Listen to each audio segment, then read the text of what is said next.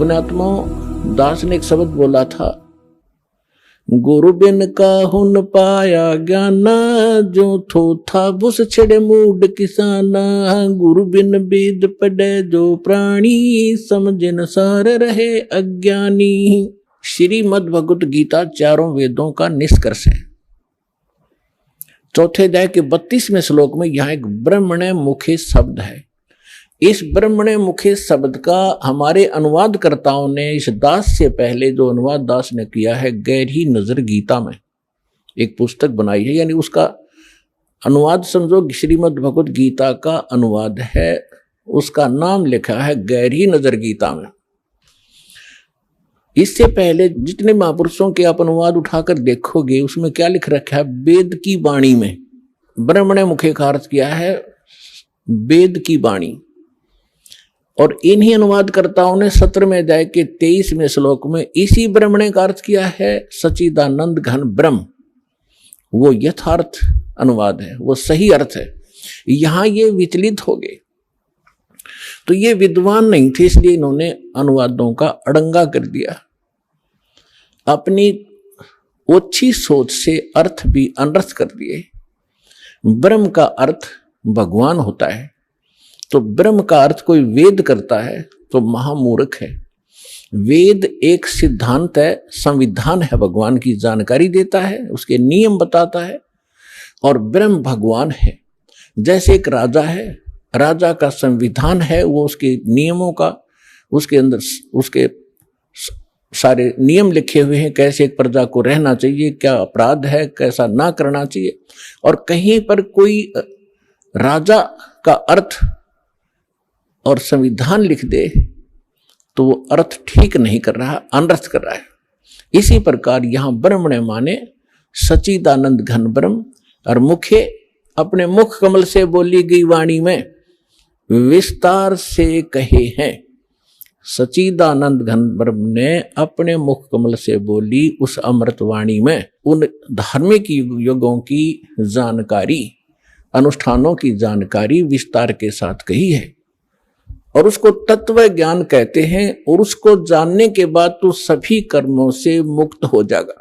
अब गीता ज्ञान दाता कौन है? ये ब्रह्म है। जैसे दास ने शब्द सबसे पहले ये बोला था कि ब्रह्म शब्द पर्याप्त है, लेकिन ब्रह्म का अर्थ भगवान कहो, साब कहो, राम कहो, तो ये सत्संग एक ऐसा जटिल समस्या बन गई, यो अध्यात्म मार्ग, कि दास यदि किसी पॉइंट को कच्चा छोड़ के आगे चलेगा तो प्रथम बार सुन रहा भक्त कुछ नहीं समझ पाएगा।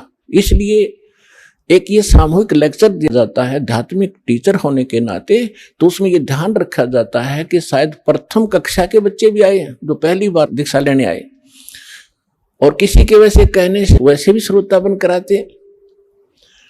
तो ये इसलिए यहां थोड़ा सा डिफाइन करेंगे। जैसे साहब कहो, ब्रह्म कहो, राम कहो, गॉड कहो, अल्लाह कहो, खुदा कहो, ईश कहो, ब्रह्म कहो। अब जैसे एक तहसीलदार भी साहब है, प्रभु है, स्वामी है अपने विभाग का। ऐसे ही आगे चले, हम थोड़े शॉर्ट में बताऊंगा। जैसे डिप्टी कमिश्नर भी साहब है, मंत्री भी साहब है, मुख्यमंत्री भी साहब है। आप अंडरस्टूड, आपको खूब समझते हो आप कि ये साहब कितने सतर के हैं। और प्रधानमंत्री भी साहब कहलाते हैं, और राष्ट्रपति जी भी साहब ही कहलाते हैं। तो इसे समझ लेना। तो ये इसलिए ब्रह्म, अब जैसे मुख्यमंत्री जी हैं, ये एक क्षेत्र के मालिक हैं, स्वामी है, ये पूर्ण स्वामी नहीं है, पूरे भारत के स्वामी नहीं है। इसी प्रकार यहां जो ब्रह्म शब्द है, ये ब्रह्म है 21 ब्रह्मांड का स्वामी। इसको ज्योत स्वरूपी निरंजन गीता अध्याय नंबर 4 के श्लोक नंबर 32 में स्वयं कहता, मैं काल हूं। ये काल ही है, और काल भी स्वामी है। जैसे एक जेल का सुपरिटेंडेंट, वो जेल का स्वामी है, और सुपरिटेंडेंट साहब भी है, ऐसे ही ये काल साहब है, 21 ब्रह्मांड का स्वामी है, या एक जेल है, यो जेल का सुपरिटेंडेंट साहब है, ये समझ लो। तो ऐसी ऐसी इसने 21 जेल बना रखी है, एक ब्रह्मांड भी ये जेल है। तो ऐसे ये 21 ब्रह्मांड का साब है, ये ब्रह्म है, लेकिन ये कंप्लीट ब्रह्म नहीं है, ये पूर्ण ब्रह्म नहीं है, इसलिए ब्रह्म शब्द बोला गया। तो यहां प्रत्येक इसके अंग को हमने समझने के लिए ऐसे करना पड़ेगा। तो इस ब्रह्म ने श्रीमद् भगवत गीता का ज्ञान श्री कृष्ण जी में प्रवेश करके, जैसे को प्रेत बोलती है किसी के अंदर, ऐसे बोला। ऐसे ही इस काल ने एक ब्रह्मा कुमारी पंथ चलाया अभी 100 वर्ष पहले लगभग, और उसमें एक प्रेत आता है, वो कहता अहम ब्रह्मास्मि, मैं ब्रह्मा हूं। कभी कहता है अहम शिवोहम, मैं शिव हूं। ये एक प्रेत का चलाया हुआ है, और वो प्रेत कभी ब्रह्मा की पदवी पर था। जैसे कोई गांव का प्रधान सरपंच रिटायर हो जाता है, उसको अगली बार नियुक्त नहीं किया जाता, तो लोग फिर भी उसको सरपंच साहब कहते हैं, प्रधान साहब बोलते हैं, जोरा जी रहा रहे। और वो भी कहीं मिलता है, कोई कहता भी कौन है, फलाना सरपंच हूं, और जब वो सरपंच नहीं होता। तो ऐसे ही दास ने कबीर परमात्मा से प्राप्त उस ज्ञान को आगे बढ़ाया है, as it is, as a tape recorder.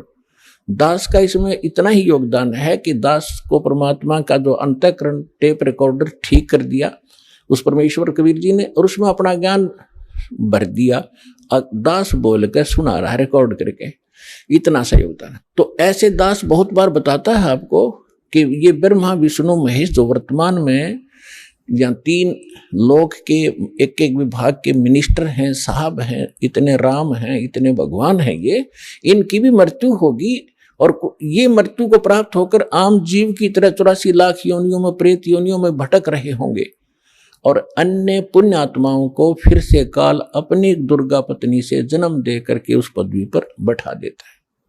तो उनमें से ये पंथ चलाने वाला जो ब्रह्मास्मि में शिवोस्मि, तो ये वो भूत है जो कभी ब्रह्मा के पद पर रहा है, अब उसका अस्तित्व कुछ नहीं, वो रिटायर्ड सरपंच समझ लो, एक्स सरपंच, अब उसका कोई अस्तित्व नहीं।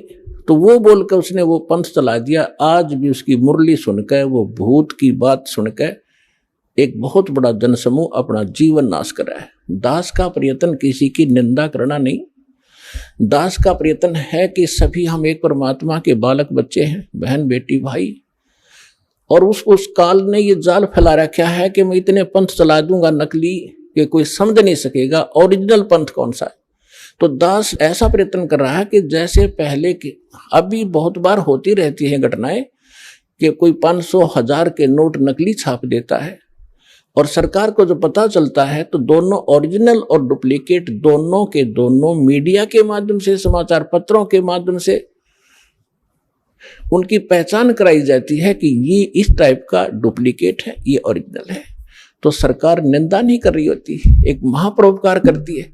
तो दास का यही प्रयत्न समझ लेना कि हमारे जो यथार्थ सदग्रंथ हैं वो तो हमारे ओरिजिनल नोट हैं, ओरिजिनल सदग्रंथ हैं, और उसके अतिरिक्त कोई अनुभव बता रहा है, कोई मार्ग चला रहा है, वो डुप्लीकेट है, वो हानि हो रही उनके जीवन की। तो दास ने कोई शौक नहीं है किसी की, इसको आप आलोचना का नाम देते हो तो आपकी बुद्धि अच्छी नहीं है, आपको अध्यात्म ज्ञान नहीं है।